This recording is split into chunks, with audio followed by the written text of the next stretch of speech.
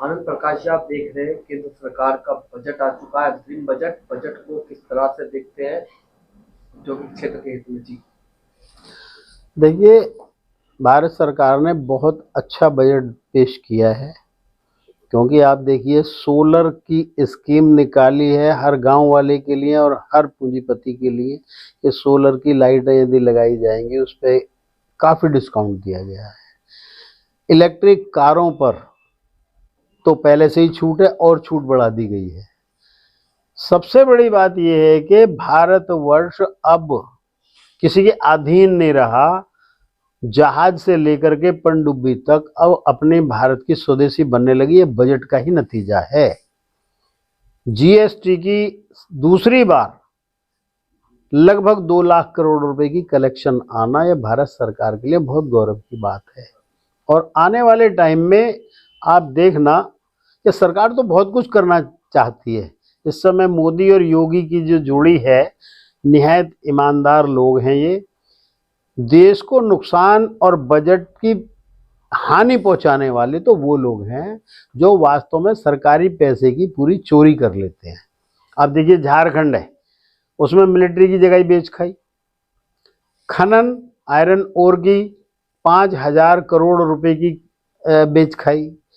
दूसरी चीज, अब केजरीवाल जी का सुन लीजिए। केजरीवाल जी दूसरी बातों पे तो डाल रहे हैं, लोगों को टालने की कोशिश कर रहे हैं, लेकिन जिस चीज का जवाब ईडी लेना चाह रहा है उस चीज के जवाब को वो कह रहे हैं ना ये तो अवैधानिक है।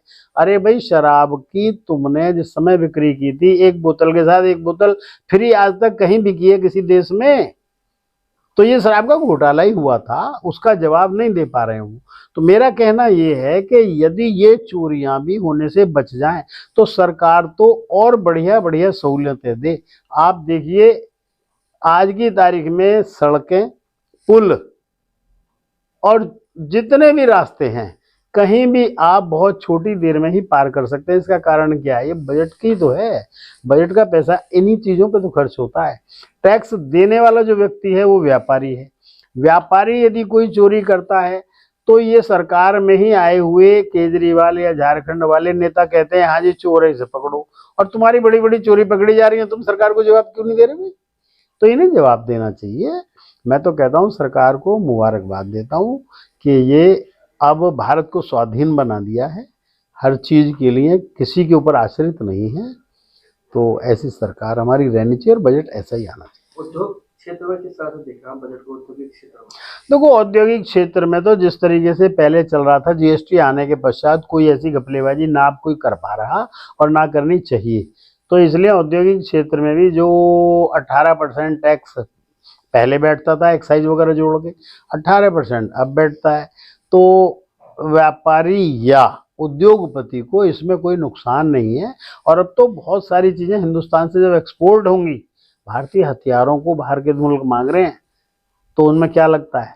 सबसे ज्यादा लोहा लगता है। तो ये भारतीय सामान जब एक्सपोर्ट होगा तो हर व्यापारी को, हर इंडस्ट्रियलिस्ट को फायदा ही होगा।